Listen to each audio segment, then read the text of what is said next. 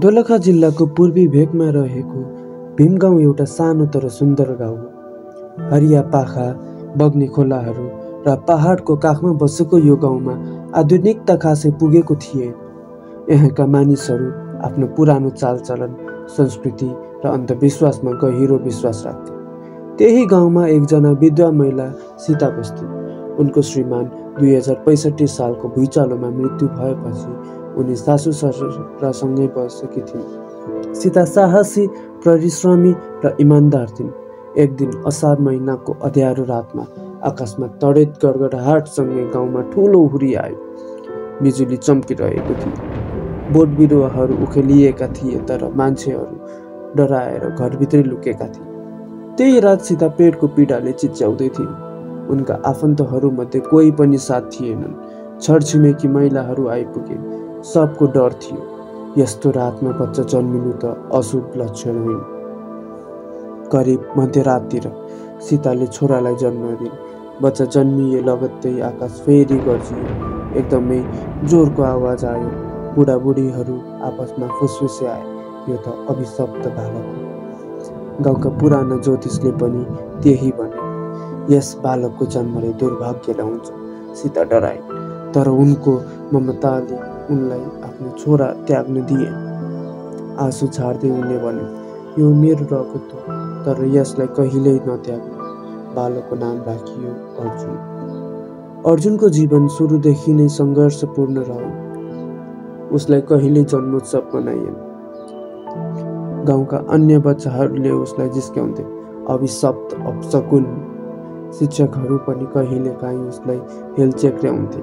उनलाई कतिपय कार्यक्रममा सामेल हुन दिइँदैन थियो। तर अर्जुनको आमा भने फरक सोच राख्थिन्।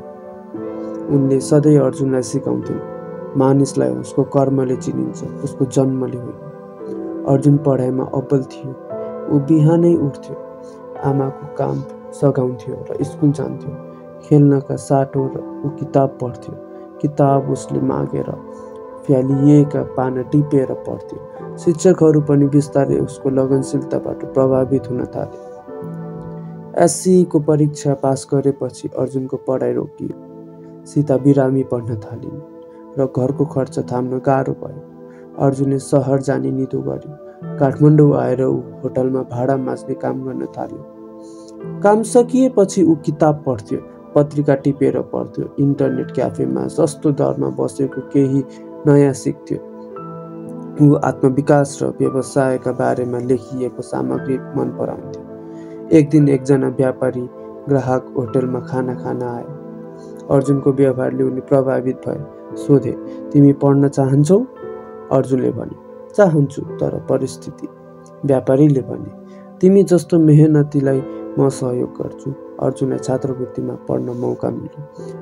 अर्जुनले व्यापार व्यवस्थापन पढ्न थाले। पढाइका साथसाथै ऊ विभिन्न अनलाइन कोर्सहरूमा सहभागी हुन्थ्यो। डिजिटल मार्केटिङ, वेब डिजाइन, लेखन सबै केही सिक्न थाले। उसले फेसबुकमा एउटा पेज खोलेर स्थानीय साना व्यवसायहरूको प्रचार गर्न थाले। व्यापारीहरूले राम्रो प्रतिक्रिया दिए। केही समयमै उसले वेबसाइट बनाउन थाले, डिजिटल एडहरू चलाउन थाले। त्यसपछि उसले सानो अफिस खोल्यो। नाम राख्यो सफलता डिजिटल। सुरुवातमा 4 जना साथीहरूलाई लिएर कम्पनी चलायो। कामको गुणस्तर राम्रो थियो। ग्राहक सन्तुष्ट हुन्थे। कम्पनी विस्तार हुँदै थियो। 5 वर्षपछि सफलता डिजिटल देशकै ठुलो कम्पनीहरूमध्ये गनिन थालियो। उसको सेवा विदेशी कम्पनीहरूले पनि माग्न थाले।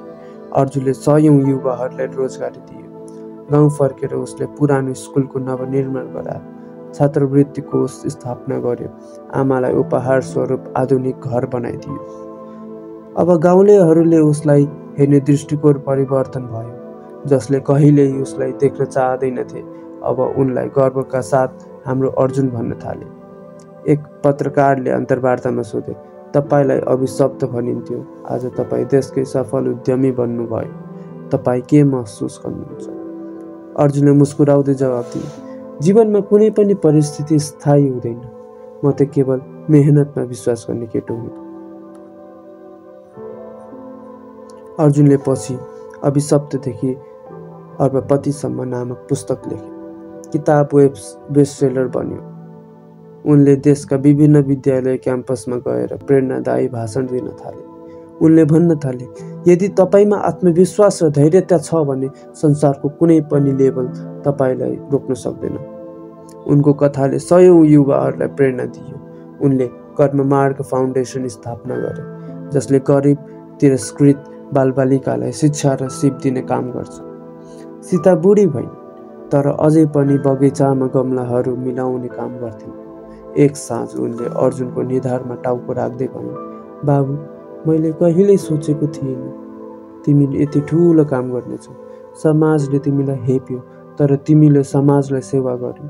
अर्जुनले आमाको हात समाउँदै भन्यो, आमाको माया नै मेरो शक्ति हो। यो कथा एक अभिशप्त ठहरिएको बालकको होइन, एक असल मान्छेको हो, जसले परिस्थितिलाई जितेर आफूलाई प्रमाणित गर्यो। अर्जुन जस्तै हामी पनि जीवनका अप्ठ्याराहरूमाथि विजय प्राप्त गर्न सक्छौँ। सच्चा मेहनत र लगनशीलता छ भने। जन्मले होइन, कर्मले मानिस ठुलो बन्छ। यही भनाइका साथ म विभूषण प्रधान आजको कथाबाट बिदा लिन चाहन्छु। फेरि भेटौँला अर्को यस्तै नयाँ कथा लिएर। नमस्कार, धन्यवाद।